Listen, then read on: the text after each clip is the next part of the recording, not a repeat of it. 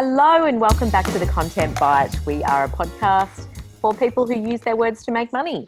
I'm Rachel Smith. I'm a journalist and copywriter and content producer and the founder of Rachel's List. And I am joined here today by my co-host Lynn Testoni, who will introduce herself, I'm sure. I will. Thank you, Rach. Nice to see you. My name's Lynn Testoni and I'm a writer, journalist, content creator and incredibly busy at the moment, which is nice, isn't it? It is nice. And funnily enough, for all you busy people out there, we are talking about a topic that we get asked about a lot, actually, recording interviews and transcribing interviews, the different ways to do that, the ways that you can be really efficient doing that, how you can save money doing that, because it can actually get quite expensive. Yes. If you do certain ways of, transcribing. So we're just going to run through some of the tips and services and apps and things that we've used and that we like using, and some we don't, because we differ on a few, don't we? Yeah, we do. Hopefully it will help you sort of get your systems going in that respect and give you some new ideas if you're not quite sure or don't like what you're using now to do your interviews. So, yeah. I think it's good people ask me this question a lot, particularly people who are coming to freelancing or working for themselves a lot. And then, because when I worked in-house, everyone used to record their own interviews and transcribe them themselves. That was just a given. And it used to take so much time. That was the same for me. And I remember when I first started working as a journo, I was in the UK. And I used this incredible little device which would plug into the landline and it would plug into your dictaphone. And you just have your dictaphone next to the phone. Anytime you had an interview, just pick up the phone, press record, and it would just give you seamless sound. And it was just so brilliant. But of course now landlines are obsolete and and I don't even know what that device was called. I could never actually find it in Australia. So we've had to move on to more high-tech solutions, haven't we? Yeah, but there are quite a few out there now. And I think the other thing is it's getting better all the time. All the AI sort of transcriptions are better. Like I swear even than a year ago or 6 months ago. And there's new tech all the time and there's new products in the marketplace. So it's worth checking it out, as well. So let's start about recording. Now, what do you use, Rach?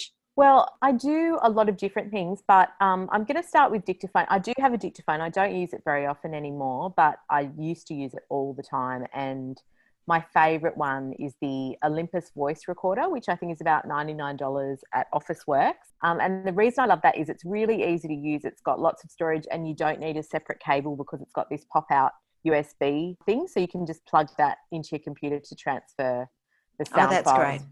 Yeah, for transcribing. So that's really useful. And when I do use that, I'll just use it next to my phone or while I'm with the phone on speaker. But more often than not these days, I'll just put the phone on speaker. I'll cut out the dictaphone step and put my phone on speaker next to QuickTime on my computer and just record. Or I'll do it via Otter AI, which we'll talk about as well. But dictaphones can be really good. And I know a lot of freelancers that we know in the Gold Group use them and use a bug, which is, you put it in your ear like an earphone and then you connect it to your dictaphone. But I've had no luck with bugs. They just make a crackly sound and I can never get good sound out of them. But I know people do love that way. So, yeah. Well, so I use Taper-Call, which is an app that's been around for a little while now. And that was suggested to me by another freelance journalist right at the beginning. And I guess I got really familiar with it and I like it. I know a lot of people have found it buggy. I know you did, and which is one thing you don't like. But, I probably use it once or twice a week. And I think in all the time, and I've been using it for 4 years, I've had it fail on me once. And that was not really the app. It was the fact that the phone line dropped out. So it's been pretty good. I mean, of course, if an interview fails, it's just the worst thing. So some people even back up using the QuickTime. But I do find Taper-Call is good. What you do is basically you log into Taper-Call on your phone and then you call somebody and then you merge the call. So it records the conversation. And then it downloads and it stores it in the cloud. I think one of the good things, the only difficulty with Taper-Call, it's really hard if you don't initiate the call. In theory, somebody can call you and you can loop them in, but I've never had any success with that. And also one thing is, like, I've done quite a few interviews with Channel 7, and They have an interviewing line, and calling the interviewing line and then transferring me, it almost always drops out when I've had tape call.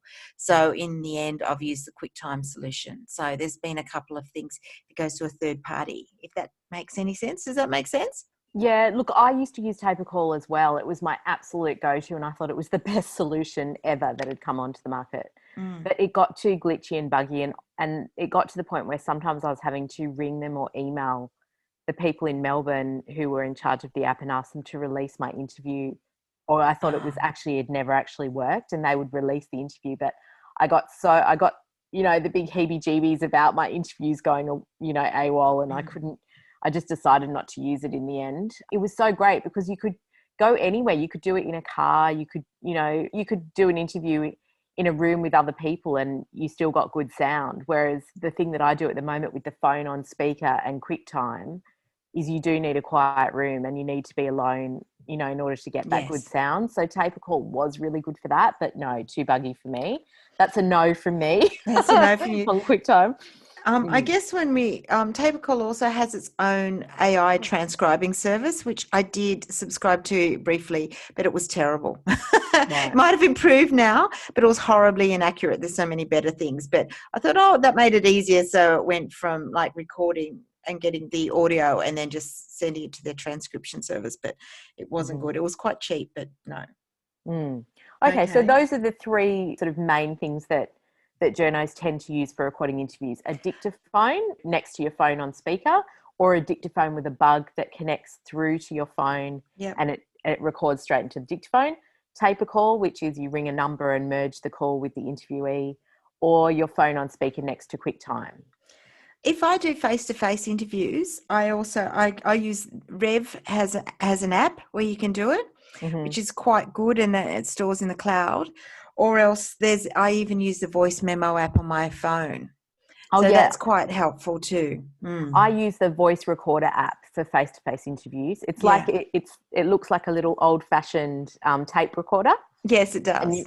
So that's quite cute, and I think that works too. Of course, then you can just Yeah, in the current environment, I haven't done any face-to-face interviews since January, but sometimes I do them, and they're really good. Yeah, and then you've always got your phone as well. So I've even done a couple of like spontaneous things. I've been at a conference and I've met some great expert. I thought there's a story there, and it's great because you can whip out your phone and just record it right then and there.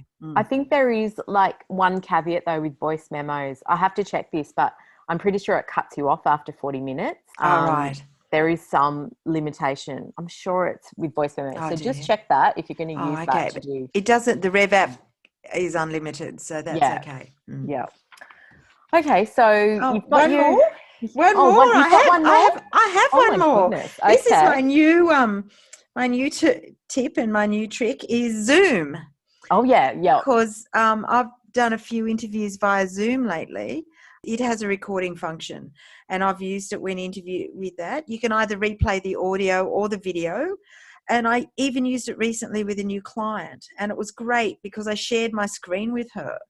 We talked through a copywriting project with real life examples. So I didn't have to worry about taking notes. I basically went through and talked about the project that we're working, and then I recorded it. And then later on, I transcribed it. And also at the moment, there's a lot of online events and conferences. So I've had people send me the Zoom footage, and I've taken stories out of that. Oh, cool. For corporate things, because it is quite helpful. Zoom, it just goes through QuickTime. I can replay it, and that's been really helpful. I think Skype does something similar as well, but Zoom just seems to have taken over the world at the moment, and everyone's pretty okay with it. And it's also good for an interviewee who doesn't want to share their phone number, which is sometimes like celebrities and things like that. You can send it to an email and record it that way, either just audio or picture. So that's actually quite good as well. That is true. Actually, I have read about people using Zoom because if you didn't want to do video, you could just do an audio interview on Zoom, and then you can send that straight for transcribing. So yeah, that's another good way. Yes, that's also a good way too. Okay. All right. So are we ready to move on to transcribing, yeah. Part of things.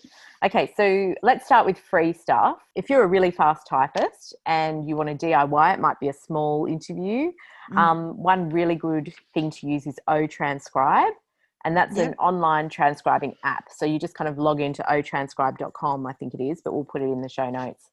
And you upload your sound file, and then you just kind of use in the built-in commands to stop and start and fast forward. And if you do stop just to catch up, the app will rewind the last sort of 10 seconds of audio, which is useful. It's actually really, really cool if you prefer transcribing your own stuff. So I really like that. And that's quite handy, that sort of idea, because sometimes you just need a couple of quotes for a story. Like you might be doing, I don't know, I might be doing a story on curtains and I just need some like 2 or 3 things from a curtain installer, and that's all.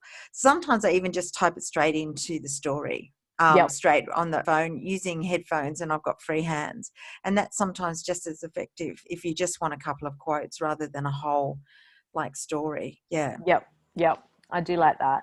And the other one we've mentioned Otter AI. Otter AI is really good, actually. I think it is that one of those, transcription kind of AI services that is getting better and better and seems to learn your voice, and it's so much more accurate. But something that's interesting with Otter AI is you can set it up to record, and you can watch during the interview while it transcribes you and the interviewee. Yeah. And then you just have to go in and clean up the transcript at the end, which you can do with the edit function. And it's cheap. It's actually got a free service, so you can record on the free service and tidy it up. But I think that might limit you to 40 minutes as well. 40-minute I think interviews. It does. Yeah, but if you have a paid version, you can do unlimited interviews. So how much is the paid version? Do you know off the top of your head? I don't, because I'm still on the free version. I don't think it's that much though. Right. And I think it does have other functions once you're on the paid version where you can do reminders and save things to your calendar, and there are some other little cool functions in there. So it could be something to look into. I've just started using Otto, and it is great. I did try it about a year ago, and I found it wasn't great and it wasn't as accurate, but everyone's been talking about how much better it's got. And I've got a few friends who use it exclusively now, and I've just done a few interviews this week and I've used it, and it was pretty good.